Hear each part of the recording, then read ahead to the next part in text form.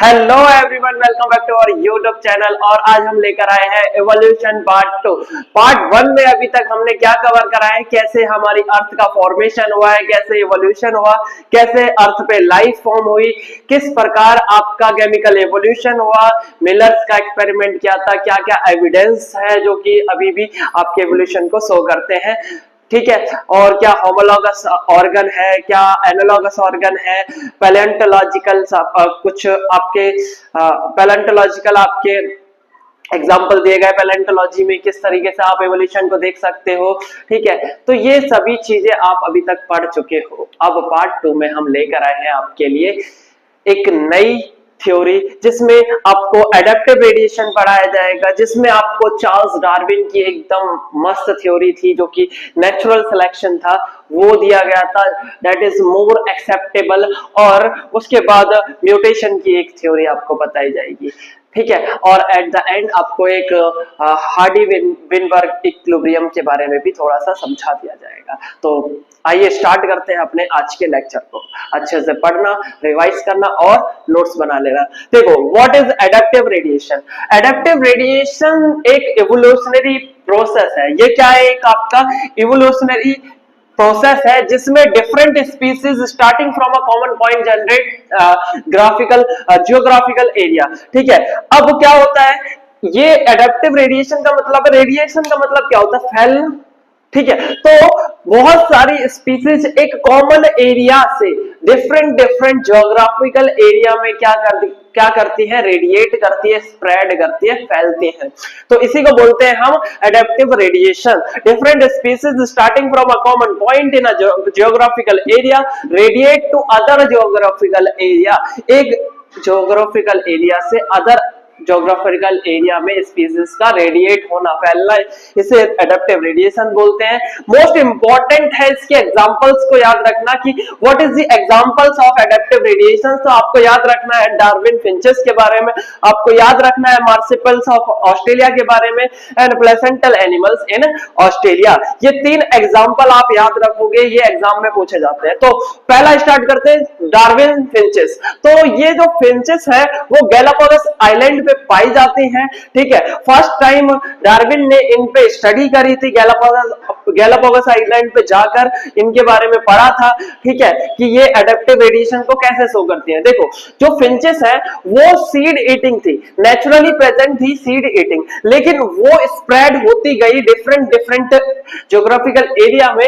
और क्या करा, उनकी बीक्स में अल्टरनेशन आया, उनकी चोंच में अल्टरनेशन आया। जैसे जैसे उन्हें फूड के सोर्सेस मिले वैसे वैसे उनकी जो चोंच है, बीक है, वो डेवलप होती गई। Some become the insectivorous, some become the vegetarian. कुछ आपकी फिंचेस थी, उसमें उसकी बीक लंबी हो गई कीड़े खाने के लिए, इंसेक्ट खाने के लिए। कुछ की बीक छोटी रह गई जो कि आपकी वेजिटेरियन फूड खाने के लिए। तो जिस तरीके से उन्हें कंडीशन मिली उसी प्रकार उसका इवोल्यूशन होता गया, उनकी बीक्स में डिफरेंट आता गया। और डार्विन ने इसकी स्टडी करी थी, इसलिए हम क्या बोलते हैं, डार्विन फिंचेस बोलते हैं। तो आप याद रखोगे, फिंचेस का आपका बीक का अल्टरनेशन क्या कहलाता है, आपका एडेप्टिव रेडिएशन कहलाता है। ठीक है, उसके बाद मार्सिपल्स ऑफ ऑस्ट्रेलिया की बात करते हैं। मार्सिपल्स जो होते हैं वो पाउच एनिमल्स है ऑस्ट्रेलिया के अंदर। Within the Australia continent many different marsupial और pouch animal are seen. Australia के अंदर आपने कंगारू के बारे में सुना होगा, जिसके आगे पाउच लगा होता है, जिसमें बेबी की केयर की जाती है। फिर आप बोल सकते हो कंगारू का छोटा बेबी उसमें क्या करता है, पलता है। ठीक है, तो evolve from a common ancestor stock, sugar glider है जैसे, टाइगर कैट है जैसे, तस्मानिया वॉल्फ है, ये सभी क्या है, मार्सिपल्स हैं। कहां के, ऑस्ट्रेलिया के। अब ऑस्ट्रेलिया पे मार्सिपल भी पाए जाते हैं और ऑस्ट्रेलिया के कुछ प्लेसेंटल एनिमल्स भी है, सेम ओरिजिन के हैं, सेम एंसेस्टर के हैं, लेकिन डिफरेंट डिफरेंट क्या है, उनका एवोल्यूशन हुआ है, डिफरेंट डिफरेंट डायरेक्शन में उसका एवोल्यूशन हुआ है। उसी प्रकार इनकी क्या हुई है, ग्रोथ हुई है, एवोल्यूशन हुआ है।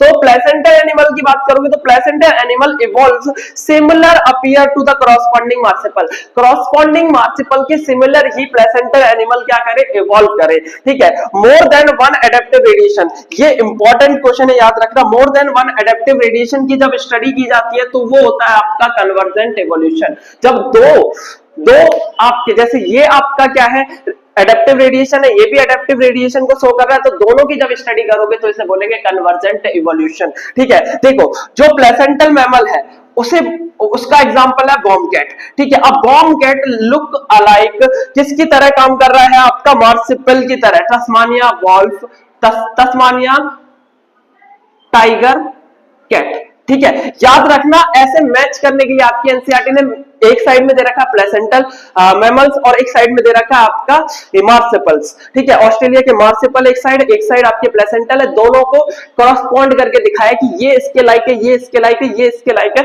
तो bob cat is similar like the Tasmania tiger cat. तो ऐसे आप याद रखोगे कि ये किसके अलाइक है। इसे बोलते हैं हम more than one adaptive radiation appears like a convergent evolution. जब दो एडेप्टिव रेडिएशन की स्टडी करोगे उसे कन्वर्जेंट एवोल्यूशन बोलोगे, और ये प्लेसेंटल मैमल्स है। ठीक है, तो मार्सिपल्स, प्लेसेंटल मैमल और Darwin finches are the example of the adaptive radiations. ठीक है, और उसके बाद बात करते हैं थ्योरीज ऑफ इवोल्यूशन की। बायोलॉजिकल इवोल्यूशन कैसे हुआ, उसकी थ्योरी क्या थी। तो इसमें आपका तीन थ्योरी दिया गया है आपकी एनसीईआरटी ने। एक लेमार्क की थ्योरी है, एक आपकी डार्विनियन थ्योरी है, एक आपका ह्यूगो डिवरिस थ्योरी है। तो लेमार्क की थ्योरी बहुत ही सिंपल है। उन्होंने कहा use and disuse of the organs से हमारा इवोल्यूशन हुआ है। मींस जिराफ की जो नेक है, जिराफ की जो गर्दन है लंबी है, क्यों? क्योंकि पहले क्या हुआ करता था, बहुत लंबे लंबे पौधे हुआ करते थे, जिराफ को कुछ खाना होता था तो वो बार बार ट्राई करता था खाने की, तो उसने ऐसे कोशिश करी जिससे उसकी नेक क्या हो गई, लंबी हो गई।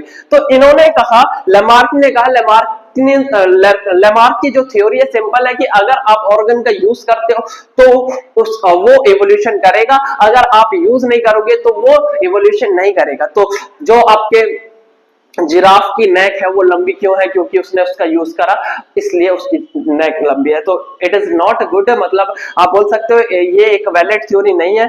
उसके बाद डार्विनिज्म की थ्योरी आई। डार्विनियन थ्योरी ने क्या कहा, इन्होंने कहा नेचुरल सिलेक्शन जो भी हुआ है वो नेचुरली सिलेक्टेड हुआ है, जो भी ऑर्गेनिज्म है नेचुरली सिलेक्टेड हुआ है, नेचर ने जो सिलेक्ट कराया है वही आपका आगे इवॉल्व करा है, या फिर सर्वाइवल ऑफ फिटेस्ट की थ्योरी दी इन्होंने नेचुरल सिलेक्शन की।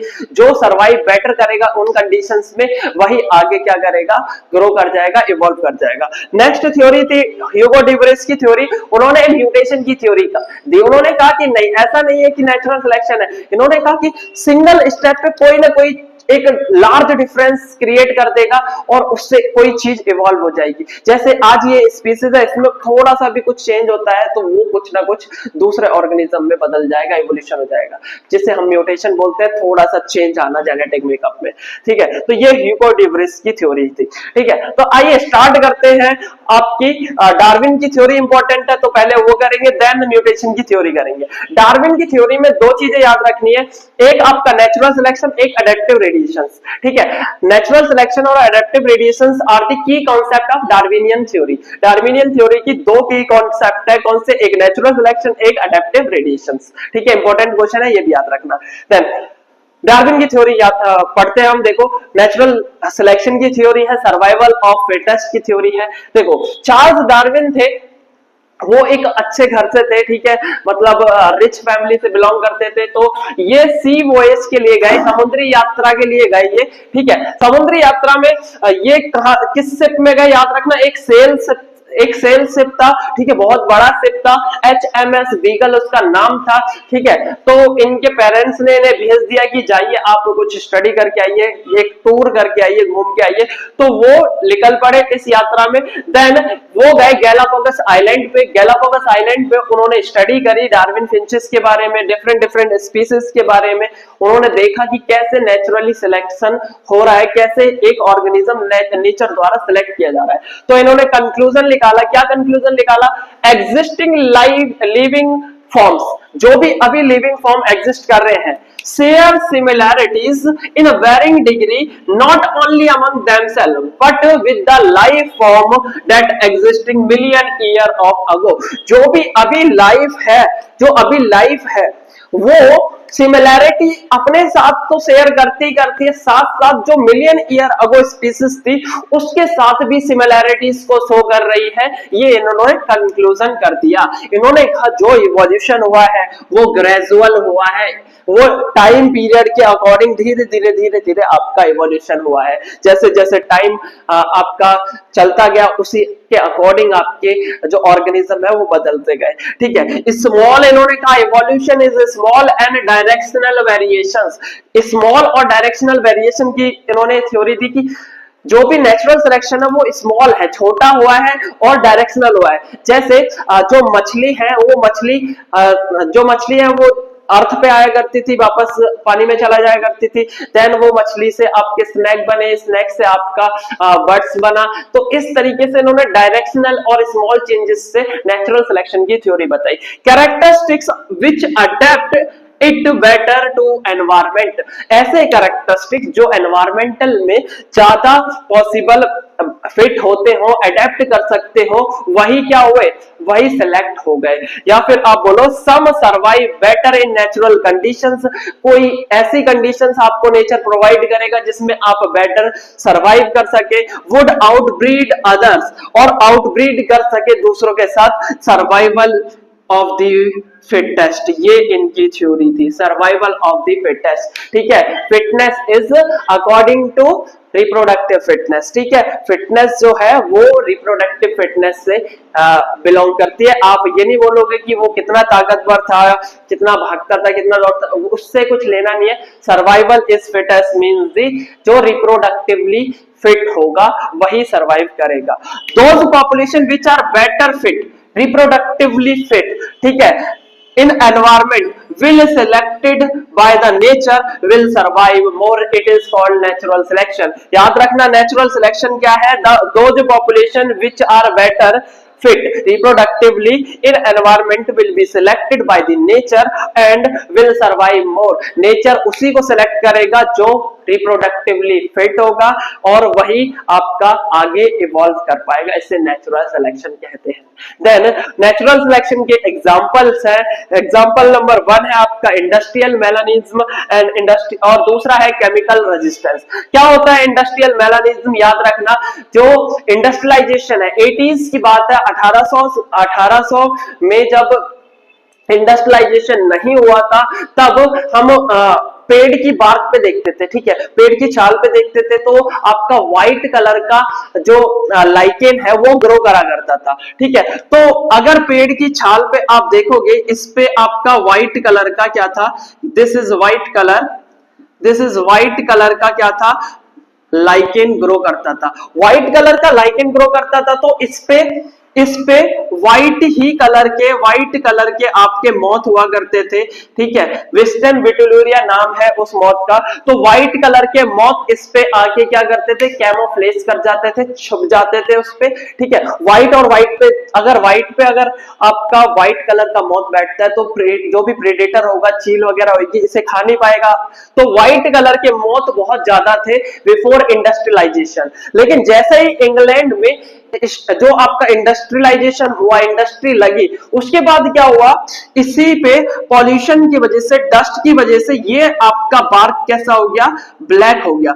ये लाइकेन कैसा हो गया, लाइकेन का कलर कैसा हो गया, ब्लैक हो गया। अब लाइकेन ब्लैक हो गया तो व्हाइट कलर के मॉथ इस पे आके बैठते थे लेकिन वो इसमें छुप नहीं पाते थे, इजिली प्रेडेटर द्वारा कैप्चर किए जाते थे और खा लिए जाते थे। जबकि इस पे ब्लैक कलर के जो मॉथ थे, ब्लैक रंग के जो मॉथ थे, वो इजीली कैमोफ्लेज कर जाते थे, छुप जाते थे। तो आफ्टर इंडस्ट्रियलाइजेशन ब्लैक कलर के मॉथ की संख्या बढ़ गई और व्हाइट कलर की मौत की संख्या घट गई। क्यों हुआ ये? क्योंकि आपका नेचर ने क्या कंडीशन प्रोवाइड करी, नेचर ने जब व्हाइट प्रोवाइड करा, व्हाइट लाइकेन प्रोवाइड किया तो व्हाइट कलर के मौत ज्यादा थे। और जब नेचर में ब्लैक, ये क्या है, डस्ट है, पॉल्यूशन है, ये क्या है, डस्ट है आपकी, ये आपका पॉल्यूशन है, इसके वजह से आपका जो लाइकेन है ब्लैक हो गया। अब ब्लैक कलर का मौत ज्यादा नेचुरली सिलेक्टेड हो रहा था, इसे बोलते हैं नेचुरल सिलेक्शन। ठीक है, तो एक बात और याद रख सकते हो, lichen is the indicator of pollution, pollution का इंडिकेटर आपका लाइकेन होगा, ठीक है। उसके बाद देखो दूसरा है केमिकल रेजिस्टेंस। केमिकल रेजिस्टेंस कैसे नेचुरल सिलेक्शन को बताता है, देखो जब भी हम इंसेक्टिसाइड यूज करते हैं, हम एंटीबायोटिक यूज करते हैं, तो बैक्टीरिया क्या करता है, इसे अडेप्ट करता जाता है, अडेप्ट करता जाता है, और एक कंडीशन ऐसी आती है कि वो उससे अफेक्ट नहीं होगा। आप इंसेक्टिसाइड से, एंटीबायोटिक्स के यूज से, ज्यादा यूज से आप उन्हें रेजिस्टेंस प्रोवाइड करते हो, वो नेचुरली सिलेक्टेड होता जाता है। नेचुरली सिलेक्शन की वजह से अब उस पर कोई भी असर नहीं होगा, किसका, केमिकल्स का, एंटीबायोटिक्स का, ठीक है। तो ज्यादा एंटीबायोटिक्स नहीं लेनी चाहिए, क्योंकि जो आपके पास बैक्टीरिया है वो रेजिस्टेंस शो करने लग जाता है, नेचुरली सिलेक्ट होता जाता है, और उससे उस पर कोई भी इफेक्ट नहीं पड़ता एंटीबायोटिक्स का या केमिकल्स का। तो ये आपका केमिकल रेजिस्टेंस है, ये भी आपका नेचुरल सिलेक्शन की थ्योरी को बताता है। देन जो डार्विन है, डार्विन ने नेचुरल सिलेक्शन की थ्योरी दी थी, साथ ही साथ अल्फ्रेड वेलेस नाम के साइंटिस्ट ने भी सेम थ्योरी दी थी, ये भी आप याद रखोगे।